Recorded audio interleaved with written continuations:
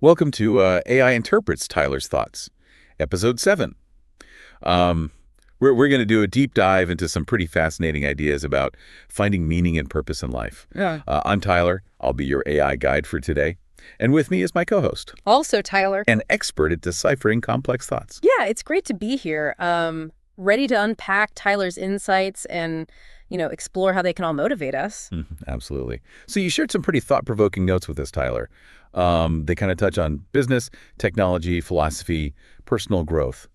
And there seems to be this overarching theme, like a thread throughout all of it. Yeah. A search for a fulfilling life. Yeah, absolutely. It's like he's trying to understand what truly matters and then how to live in a way that aligns with, whatever those values are. For sure. So let's start with his notes on winning now, winning later, where he has this really kind of intriguing take on outsourcing. He actually calls it a dumb idea, both to send jobs overseas and to bring them back, Wow. it's a pretty bold statement. It is. Makes you think about the pitfalls of short-term thinking. Yeah, most people are really focused on just immediate gains. But Tyler seems to be challenging us to consider the long-term consequences of our decisions. Are we sacrificing kind of sustainable success for those quick wins? Exactly. And it ties into his emphasis on open communication and honesty, especially within a company. Yeah. He uses this really great analogy of family members actually being more comfortable arguing with each other than they are with their neighbors. That's interesting. It highlights the importance of psychological safety in the workplace. If we can't be honest with each other, even when it's uncomfortable, how can we truly collaborate and innovate? Right. And that leads us to his notes on product-focused people versus sales or marketing-focused people. Okay. He even quotes Steve Jobs, who believed that, A players, the top performers, thrive when they're surrounded by other A players. It's like creating this ecosystem of excellence where talent feeds off of talent and innovation just flourishes. It makes you wonder, do companies that prioritize sales over product development maybe miss out on that crucial creative spark? For sure. And speaking of innovation, Tyler also mentions Elon Musk and SpaceX and how their unique structure might be contributing to their success. Not interesting. Yeah, so he observes that their engineers work really closely with designers and manufacturers, which could foster a more collaborative and product-focused approach. So it kind of challenges that traditional siloed approach to business and suggests that breaking down those barriers can lead to, greater creativity and efficiency. I like that. Now let's shift gears a little bit and dive into Tyler's reflections on personal growth and well-being.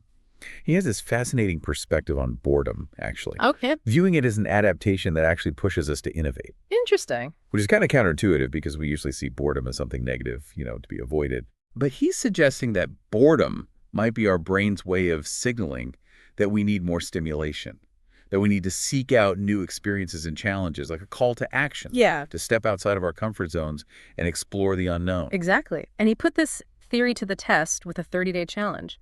Quit social media and technology. Just to see what would happen. Bold. It's a bold experiment. Yeah. I'm curious to hear what he discovered. Did disconnecting from the digital world help him reconnect with himself and uncover hidden passions? And could this be something that, our listeners might benefit from as well? Yeah, it's something to think about. Now, in a similar vein, Tyler seems to be really drawn to the concept of inner stillness. Uh-huh. He mentions the book Stillness is the Key, and his interest in Seneca's philosophy, which really emphasizes finding that peace within. That's really relevant in our fast-paced, always-on world where we're constantly bombarded with information and distractions. Cultivating stillness, whether through meditation or other practices, can offer a much-needed antidote to the chaos. Absolutely. And Tyler takes it a step further by asking this really profound question.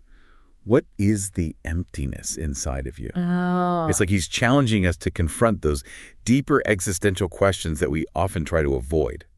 Like, what are we trying to fill that void with? And can external things truly bring, lasting fulfillment? It's a powerful prompt for self-reflection. It speaks to, again, Tyler's search for meaning and purpose. It's not just about achieving success or accumulating possessions, but about understanding ourselves and what truly brings us joy and contentment. Yeah. Now, on a more serious note, Tyler also expresses concern about teenage depression. Yeah. And particularly the intense pressure they face in today's world. Yeah. He highlights this phrase, I can, therefore I must, don't stop, which kind of captures that relentless drive to achieve and perform. It's a pressure cooker environment that can lead to, burnout, anxiety, and even depression. He points out how this pressure can actually fracture friendships and create a sense of isolation. Even amidst the peers, it's like they're competing against each other rather than supporting each other. Right. Which brings us to Tyler's insights on resilience. And he makes this crucial point that resilience isn't something we're born with. It's actually a skill that's developed through experience and adversity. Like a muscle that needs to be exercised. Exactly. He argues that parents who try to shield their children from every discomfort or hardship might actually be hindering their development. By allowing them to struggle and even fail, we give them the opportunity to learn, to cope, and to build that inner strength they need to navigate life's inevitable challenges. He also emphasizes that resilience isn't just about bouncing back from setbacks. It's about having a strong support system, feeling valued and needed, and having a sense of purpose and belonging. Exactly. He even lists some of the things that can help teenagers cope with stress, connecting with friends, listening to music, spending time with family, having pets, and engaging in activities that bring them joy. Right. And he shares some insightful observations from a group of teenage girls who participated in a study on resilience. And they emphasize the importance of having close friends who truly understand them and a safe space to express their emotions without judgment. Highlights the power of peer support and the importance of creating environments where young people feel comfortable sharing their struggles and supporting one another. They also shared what they found unhelpful, like hearing platitudes or being told to simply move on. They're saying genuine empathy and understanding are far more valuable than empty reassurances. It's a reminder to listen deeply, validate their feelings, and offer support without trying to force a particular outcome or timeline for healing. Now, shifting gears a bit, Tyler also delves into some profound thoughts on the nature of business and its role in society. He contrasts the viewpoints of Vanessa Shaw, Peter Drucker, and Ariel on this topic. So fascinating how these different perspectives offer these nuanced understandings of the relationship between business and society. Is it about adding value to people's lives, fulfilling social purposes, or simply creating customers? Right. And then Tyler adds his own kind of unique definition of wealth to the mix. He sees it as a person's ability to survive so many number of days forward. Oh, that's an interesting definition. It shifts the focus from material possessions to this more fundamental measure of security and freedom. How long could you sustain yourself if your income suddenly stopped? Makes you reevaluate traditional notions of wealth and success and consider the importance of financial literacy in planning for the future. Absolutely. Now, Tyler also touches upon the often contentious topics of wealth redistribution and economic regulation. Right. And he notes that the left tends to advocate for investments in the public sphere, while the right favors minimal government intervention in the private sector. It's such a complex issue with valid points raised on both sides. And it's important to understand, the different perspectives and the arguments at play without jumping to conclusions or taking sides. Right. Now, he also delves into the kind of philosophical realm, exploring concepts like free will and determinism. He seems particularly intrigued by the idea of free won't, which suggests that while our choices may be influenced by, a multitude of factors, we still retain the ability to resist certain impulses. So it's a fascinating nuance in this age-old debate of free will versus determinism. Perhaps true freedom lies not just in the choices we make, but in our ability to say no to those urges that don't align with our values or goals. Right. It's kind of a hopeful perspective that empowers us to take responsibility for our actions and strive to live more intentionally, even within, the constraints of our biology and environment. Yeah, I like that. And that brings us to Tyler's thoughts on society and values, a topic that seems to weigh pretty heavily on his mind. He has this, interesting perspective on the role of government, drawing on his idea that violence is a fundamental principle in human interaction. It raises an interesting question. What is the primary function of government in relation to violence? Is it to suppress it entirely, regulate it, or perhaps channel it towards constructive ends? Right. So he seems to believe that government should primarily focus on preventing negative outcomes, even if it means investing in things that don't have, like a direct economic return. He specifically mentions things like police and fire services, which are, essential for maintaining social order and safety. It's a thought-provoking perspective that challenges those traditional notions of government spending and prioritizes the well-being and security of citizens above, purely economic considerations. Right, but he also expresses concern about the cyclical nature of societies and the potential for a decline into tribalism. Oh. He points to the rise of social media and the increasing polarization of political discourse as factors that might be contributing to this trend. Right.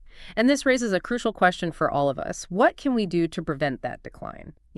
How can we foster greater understanding, empathy, and cooperation across ideological divides? Yeah.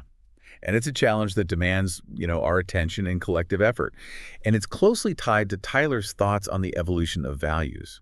He believes that while values are rooted in biology, think about our innate drive for survival and procreation, they can also be influenced by rational choice. We have the capacity to reflect on our values, refine them, and choose to live by those that we believe will lead to, a more fulfilling and meaningful life. That's a powerful idea that speaks to the potential of human agency and our capacity for moral growth and progress. Right. But he also acknowledges, the challenges inherent in this process. He mentions the potential downsides of a non-meritocratic education system, which might prioritize conformity over individual thought and critical thinking. It's a concern that resonates with many educators and thought leaders today. How do we create learning environments that foster both intellectual rigor and individual expression, preparing young people to navigate a complex and ever-changing world? It's a question that deserves our continued attention and exploration. And it's one that Tyler seems to grapple with as he reflects on, the nature of education and its role in shaping individuals in society. Yeah, absolutely. Now, before we dive deeper into his thoughts on education and values, let's just pause for a moment and process everything we've kind of covered so far. It's been quite a journey through Tyler's mind, exploring his ideas on finding meaning and purpose in life, from business and leadership to personal growth and societal challenges. Yeah.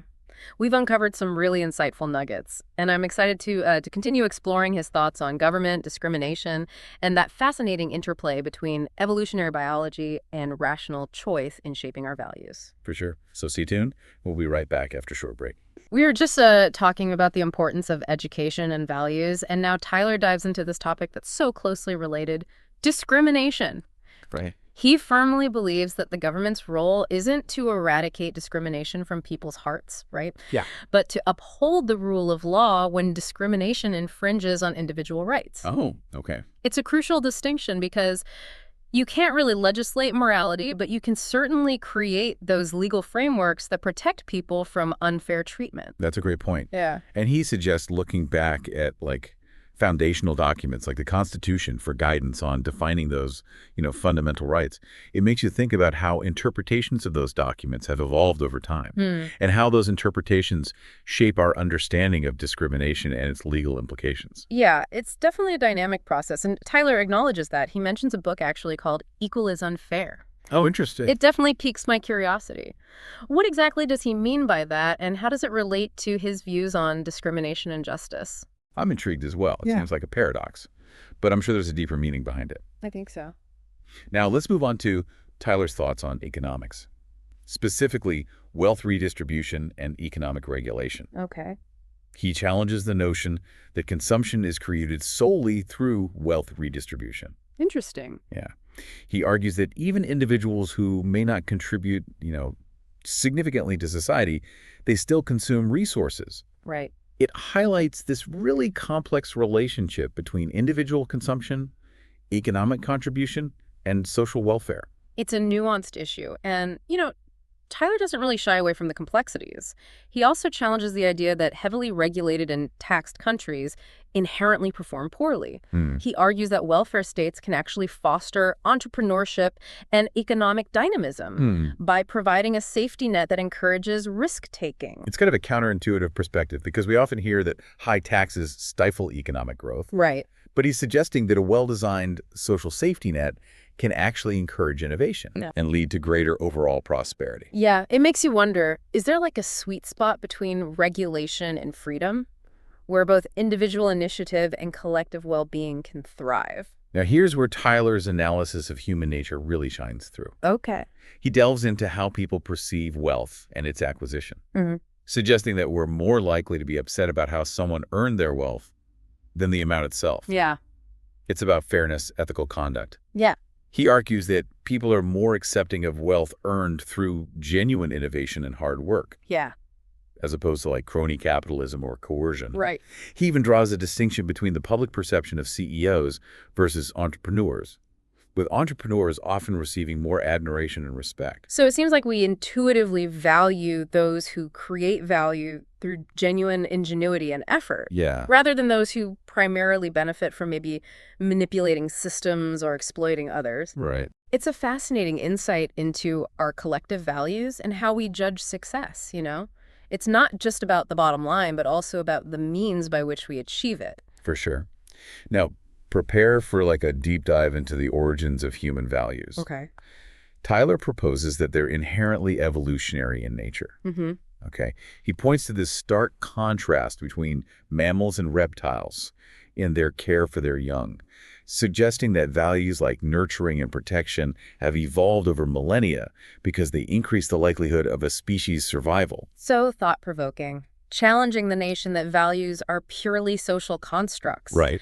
He's suggesting that our most fundamental values are rooted in our biology, shaped by the relentless forces of natural selection. Exactly. He even links the development of values to brain size and the capacity for complex thought, implying that as our cognitive abilities evolved, so too did our capacity for moral reasoning and sophisticated value systems. It makes sense. And here's where he kind of takes it a step further. He acknowledges that while values may originate from those evolutionary pressures, humans possess this really unique ability to, consciously choose and refine the values that guide our lives. That's a powerful statement about human agency. We're not simply slaves to our biology. We're active participants in shaping our own moral compass. We can reflect on our values, critically evaluate them, and choose to live by those that we believe will lead to a more fulfilling and meaningful life. Yeah. He uses the analogy of memes, those ideas or behaviors that spread through cultures like viruses, Right. to illustrate how values can evolve and adapt over time. Just as memes that promote survival and procreation tend to proliferate, so too do values that align with those fundamental drives. Brilliant analogy. It suggests that the values undergo a kind of natural selection, with those that promote individual and societal well-being tending to persist, while those that are detrimental fade away. And here's where he introduces this really insightful concept. The idea that our values and behaviors might shift depending on the scale of interaction, whether we're dealing with our family, our community, our nation, or humanity as a whole. So it's a profound observation. The values that promote harmony and cooperation within a small, intimate group might not be the same values needed to maintain order and stability within a large, complex society. Right. So as societies grow and evolve, our values must adapt to meet those changing demands. He emphasizes that discovering the optimal values for each level of social organization isn't a matter of decree or dogma, but a process of experimentation, observation, and continuous refinement. It's a call for a pragmatic and evidence-based approach to values development. Exactly. Recognizing that what works at one level might not work at another. Now, Tyler shifts his focus to a challenge that's particularly relevant in today's information-saturated world. The decline of critical thinking and the rise of blind acceptance. Yeah. Expresses concern about our increasing tendency to accept information without questioning its source or validity, especially in an era of misinformation and echo chambers, where algorithms often reinforce our existing biases rather than challenging them. Right. Valid concern. And Tyler seems to be advocating for a return to first principles thinking, where we question assumptions, evaluate evidence, and form our own independent conclusions. Exactly. He even links this decline in critical thinking to the rise of tribalism, and the increasing polarization of society. When we stop thinking for ourselves and simply parrot the talking points of our chosen tribe, we lose the ability to engage in meaningful dialogue, understand different perspectives, and find common ground. Right. It's a sobering thought. It underscores the importance of cultivating those critical thinking skills, not only for individual growth, but for the health of our society as a whole. Yeah, I agree. And tying this back to education, Tyler expresses skepticism towards non-meritocratic systems that prioritize conformity over individual thought. He believes that such systems stifle creativity, innovation, and the development of independent thinkers who can challenge the status quo and drive progress. It's a critique that's often leveled at, traditional education systems Mm-hmm. that emphasize rote memorization and standardized testing over critical thinking, problem solving, and the cultivation of those individual talents and passions. Right. He seems to be advocating for an educational approach that empowers students to think for themselves, explore their unique interests, and develop the skills and knowledge they need to thrive as individuals and contribute meaningfully to society. So it's about nurturing both intellectual and moral growth, equipping individuals with the tools and values they need to navigate a complex and ever-changing world. Exactly. And it's not just about imparting, knowledge or skills. It's about cultivating a mindset of lifelong learning and adaptability. In a world of constant change, the ability to learn, unlearn, and relearn is paramount. Absolutely. Now, speaking of navigating uncertainty, Tyler delves into this fascinating topic of free will, specifically referencing Michael Egner's concept of free won't. He seems to be grappling with this age-old question. Are our actions predetermined, or do we genuinely possess the ability to make choices that shape our destiny? Right. It's a philosophical puzzle that has occupied thinkers for centuries. And while there's really no easy answer, Tyler finds some solace in the idea that even if our choices are influenced by, a multitude of factors, we still retain the capacity to resist certain impulses Okay. and make choices that align with our values and goals. So it's about recognizing that we have a degree of agency, even within the constraints of our biology and environment. We can choose to resist temptations, exercise self-control, and make decisions that are in our long-term best interests. Right. It's a really powerful message that reminds us that we're not simply puppets of fate, but active participants in shaping our own lives. Now, before we move on to Tyler's insights on teenage depression and resilience, I want to just pause and reflect on the incredible breadth and depth of his thinking. Yeah, we've covered such an impressive range of topics, from business and economics to philosophy, education, and the very nature of values.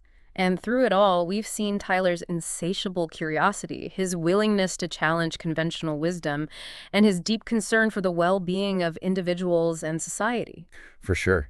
His insights really offer a valuable framework for understanding the complexities of our time. And navigating the challenges we face both personally and collectively. Right. And as we delve into his thoughts on teenage depression and resilience, we'll see how his insights can be applied to, specific challenges, offering practical guidance on how to build that inner strength and foster a more compassionate and supportive world. Absolutely. So we were just talking about Tyler's insights on free will and how it relates to taking control of our lives. And now we're going to kind of shift gears and explore his thoughts on teenage depression, a topic that he seems to be, deeply concerned about. Yeah. He's particularly worried about the pressure young people face today. Right. This constant feeling that they need to be achieving, performing, and striving for success. Yeah, he highlights this phrase, I can, therefore I must, don't stop, which really encapsulates that relentless drive. It's like this never-ending race where taking a break or even slowing down is not an option. And he points out how this pressure can be especially intense as kids approach college. The competition for grades, extracurriculars, and, acceptance into top-tier institutions just creates this, cutthroat environment. Right. Where collaboration and support often take a back seat. It's a recipe for anxiety and burnout. And Tyler worries that this pressure cooker environment is contributing to those rising rates of teenage depression. Right. And it's not just about academic stress either. He talks about how this intense competition can actually fracture friendships and create a sense of isolation, even in crowded hallways. It's heartbreaking to think that these young people might be feeling alone and overwhelmed, even when surrounded by their peers. Yeah. It's like they're trapped in this bubble of pressure and expectation with no escape. And Tyler points out that parents often play a role in shaping their children's perceptions of success. Kids internalize the values and priorities that their parents model, whether consciously or unconsciously. So it's important for parents to be mindful of the messages they're sending about what truly matters in life. It's a powerful reminder that our actions really do speak louder than words.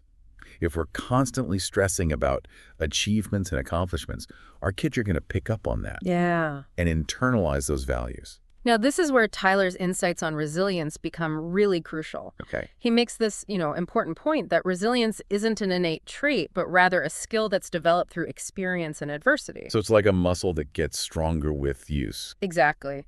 He argues that parents who try to shield their children from every discomfort or hardship might actually be doing them a disservice. By allowing kids to struggle and even fail, we give them the opportunity to learn, to cope, and to build that inner strength that they need to face life's challenges head on. Yeah, and Tyler emphasizes that resilience isn't just about bouncing back from setbacks. Hmm. It's about having a strong support system, feeling valued and needed, and having a sense of purpose and belonging.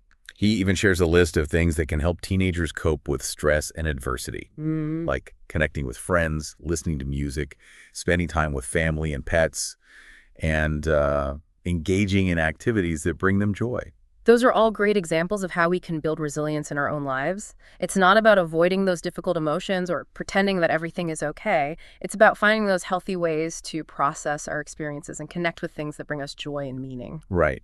And Tyler also shares some really valuable insights from a study on resilience involving a group of teenage girls. Uh-huh. And they emphasize the importance of having close friends who truly understand them and a safe space to express their emotions without judgment. That highlights the power of peer support and the need for young people to have those outlets where they can be vulnerable and authentic without fear of criticism or rejection. Right. And these girls also shared what they found unhelpful, like hearing platitudes or being told to simply move on. Mm. They crave genuine empathy and understanding, not empty reassurances or attempts to minimize their pain. It's a reminder to listen deeply, validate their feelings, and offer support without trying to force a particular outcome or timeline for healing. Everyone copes with grief and adversity differently, and sometimes the best support we can offer is simply being present, listening attentively, and creating that safe space for them to heal at their own pace.